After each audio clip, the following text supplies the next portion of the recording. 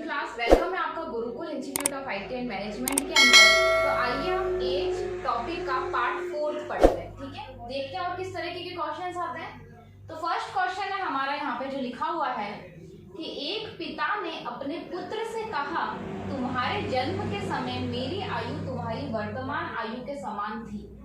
यदि पिता व पुत्र की आयु का योग 72 वर्ष हो तो 5 वर्ष बाद पिता की आयु क्या होगी। ठीक है, देखिए इस तरह के क्वेश्चंस हमारे कंपटीशन एग्जाम्स के अंदर ज्यादा आते हैं, जिसके अंदर क्या होता है कि कोई पिता कोई माता अपने पुत्र पुत्री से कुछ कह रही होती है। ठीक है, तो अब देखो इसके अंदर क्या कंडीशन दी है कि कोई पिता है, पहला क्वेश्चन कर रहे हैं हम कि कोई पिता है वह क्या कह रहे हैं, वह अपने पुत्र से कह रहे हैं। कोई पिता है वह अपने पुत्र से क्या कह रहा है कि तुम्हारे जन्म के समय मेरी आयु तुम्हारी वर्तमान आयु के समान थी। तो देखिए आप इसको अपने से रिलेट करके देखिए कि आपके पिताजी वो कह रहे हैं कि तुम्हारे जन्म के समय जो तुम्हारी अभी एज है वह मेरी उस समय एज थी।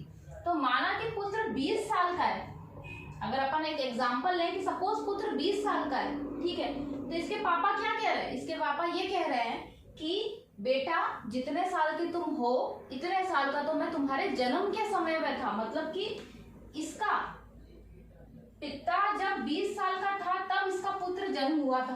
पिता जब 20 साल का था तब इसके पुत्र का जन्म हुआ था। तो आज ये पुत्र कितने साल का हो गया, 20 साल का हो चुका है, मगर इसके जन्म के 20 साल और निकल चुके हैं। तो ये पिता कितने साल का हो गया, ये 40 साल का हो गया। ये कहने का मतलब है, इसके कहने का मतलब है कि तुम अभी मेरी एज के आधे हो। अभी तुम मेरी एज के कितने हो, आधे हो। आधे कैसे हो कि भाई जब तुम्हारा जन्म हुआ था तब तो मैं तुम्हारी एज के था। मतलब जितने साल के तुम आज हो उतने साल का मैं कब था, उतने साल का मैं तुम्हारे जन्म के समय था। तो इसकी आज जितनी भी एज है उसे इसमें ऐड कर देंगे। तो ऐड कर देंगे तो मतलब क्या हो गई, पिता उतने साल का तो था और उतनी की उतनी एज उसमें ऐड हो गई। मतलब पिता कितना साल का हो गया, इससे जस्ट डबल हो गया। इस लाइन का यही मतलब है कि जो पुत्र है वो अपने पिता की एज से आधा है। जो पुत्र है वह क्या है, अपने पिता की एज का आधा है। ठीक है, इस लाइन से हमें ये पता चलता है। तो हमको कुछ दे नहीं रखा है, हमें रेशियो खुद निकालने की। एक पिता है और एक पुत्र है।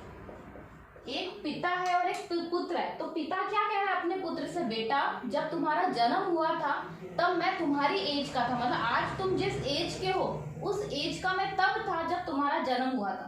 तो उसमें उतने साल और ऐड कर लेंगे। सपोज माना कि 30 साल में इसका पुत्र हुआ, 30 साल में इसका पुत्र होता तो क्या बोल रहा है, 30 साल का मैं जब था तब तुम हुए। तो आज पुत्र 30 साल का है, तभी तो ये बोल रहा है कि आज तुम जितने साल के हो उतना का तो मैं तब था जब तुम हुए थे।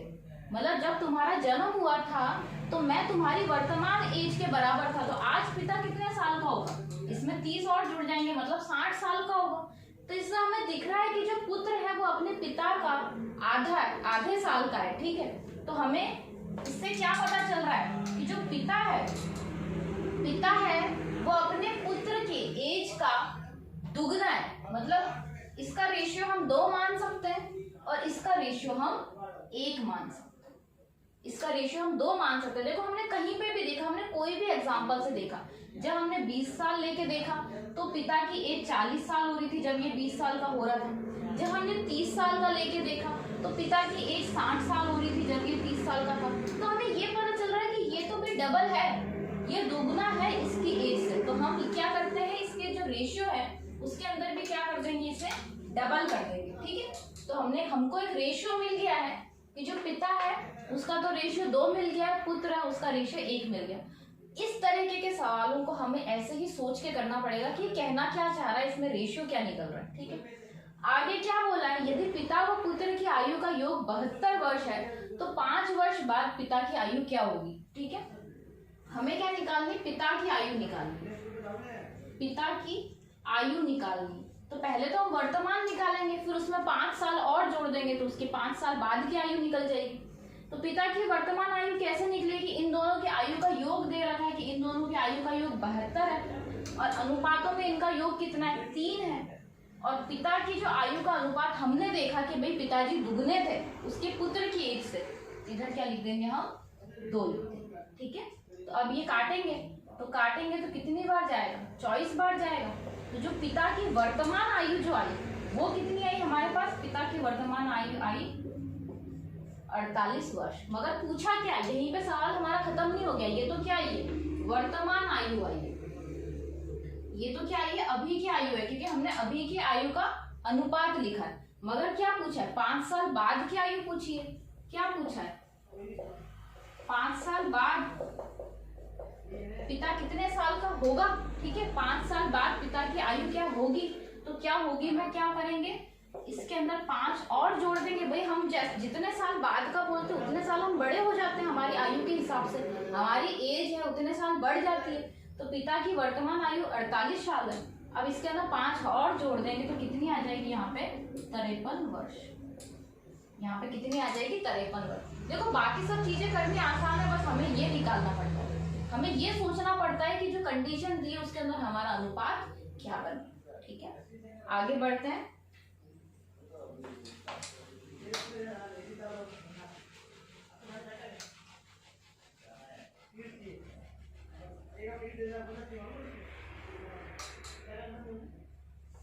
नेक्स्ट देखते हैं, नेक्स्ट क्या बोला है, इसी तरीके का क्वेश्चन है कि प्रिया का विवाह 8 वर्ष पहले हुआ था, ठीक है। कंडीशन दे रखी है हमें कि प्रिया है उसकी जो शादी है वो 8 साल पहले ही हो चुकी थी और उसकी वर्तमान आयु शादी के समय की आयु का 1/2/5 है।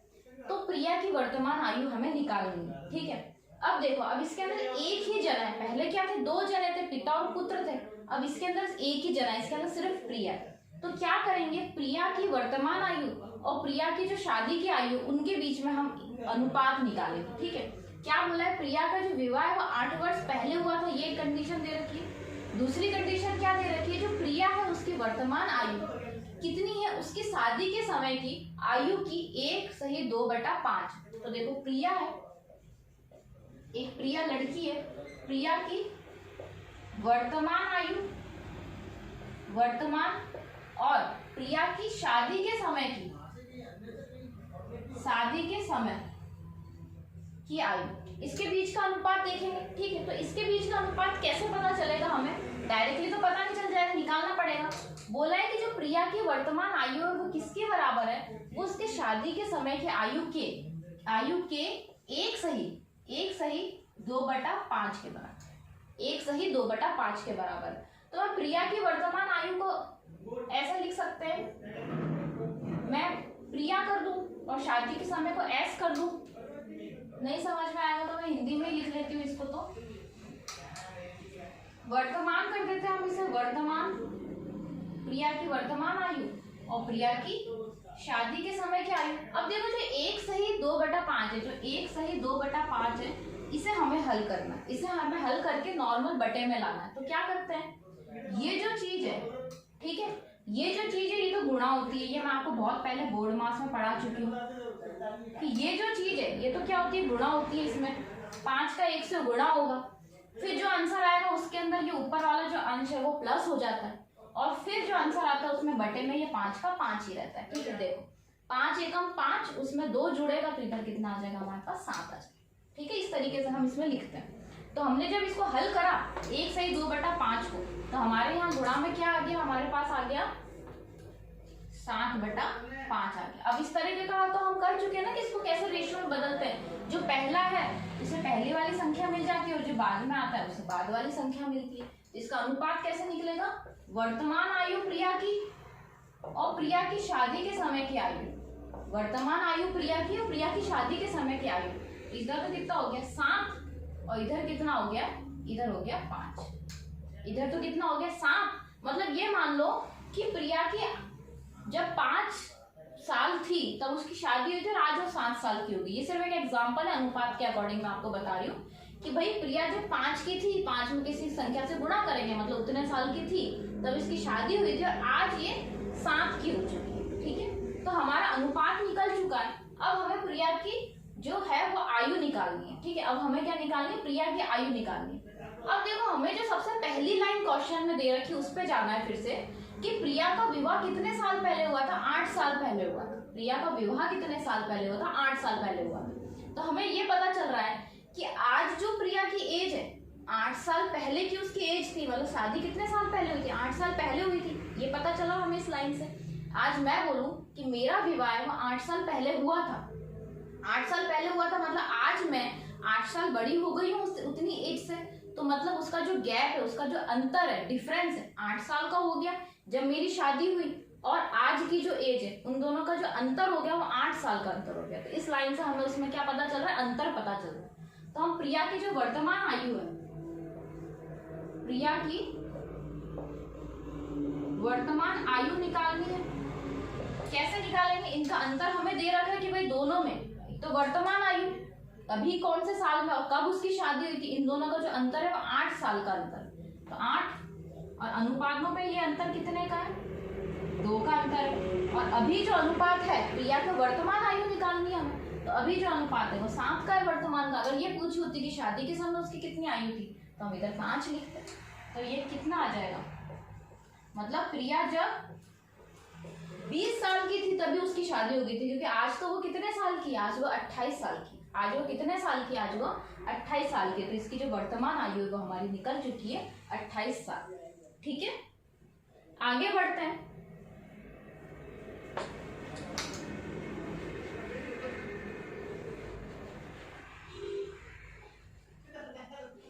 तो तीसरा क्वेश्चन देखते हैं अपन। ठीक है, थर्ड क्वेश्चन क्या बोल रहा है? थर्ड क्वेश्चन है कि नीलम की शादी 9 वर्ष पहले हुई थी, उसकी वर्तमान आयु, नीलम की शादी 9 वर्ष पहले हुई थी, मतलब सेकंड क्वेश्चन के जैसे, जैसे उसमें था कि प्रिया की शादी 8 साल पहले हुई थी, उसकी वर्तमान आयु शादी के समय की आयु की 1/1/3 है। तो उसका पति उससे 6 वर्ष बड़ा है, उसके पति व पुत्री की आयु का अनुपात 7:1 है, तो शादी के कितने वर्ष बाद नीलम की पुत्री हुई? तो देखिए, जब इस तरीके के क्वेश्चंस आपके एग्जाम में आते हैं तो ये हमारा आधा क्वेश्चन तो सेकंड क्वेश्चन की तरह ही है और आधा हमारा थोड़ा अलग है। इसके अंदर क्या पूछा है कि कोई एक नीलम है, उसकी एक पुत्री है, ठीक है। अब ये पूछा है कि जो नीलम की पुत्री है वो उसकी शादी के कितने साल बाद हुई। तो इसके हम कैसे निकालेंगे? सबसे पहले तो हमें पता होना चाहिए कि नीलम है वो आज कितने साल की है। उससे क्या होगा, नीलम कितने साल की, उससे पता लगने से हम उसके पति की आयु निकाल सकते हैं, क्योंकि इसके अंदर एक लाइन आ रही है कि उसका पति है वो उससे 6 वर्ष बड़ा है। तो 6 वर्ष बड़ा है तो कैसे पता चलेगा कितने साल का है? तो नीलम की अगर आयु पता चल जाएगी तो उसके अंदर अगर हम 6 जोड़ देंगे, 6 साल बड़ा है वो, तो पता चल जाएगा उसका पति इतने साल का है। उसके पति की आयु हमें क्यों चाहिए? उसके पति की आयु इसलिए चाहिए क्योंकि हमें इसके अंदर अनुपात चाहिए होता है, और अनुपात हमें 2 जनों का दे रखा है, एक तो नीलम के पति का और एक उसकी पुत्री का। तो जब नीलम के पति की आयु पता चल जाएगी तो इससे हमें उसकी पुत्री की आयु पता चल जाएगी, हमें अनुपात दे रखा है, उससे सॉल्व कर लेंगे।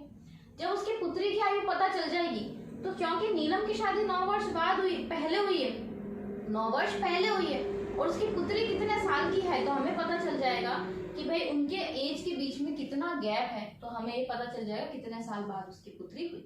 आइए करके देखते हैं, इससे आपको और क्लियर होगा।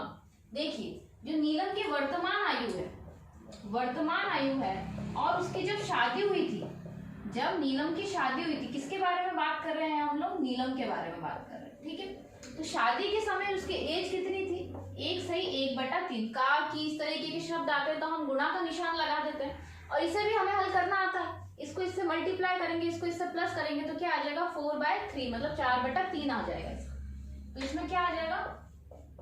जो नीलम की वर्तमान आयु है वो उसकी शादी के कितना है? उसकी शादी का 4/3 ये भाग है उसका, ठीक है।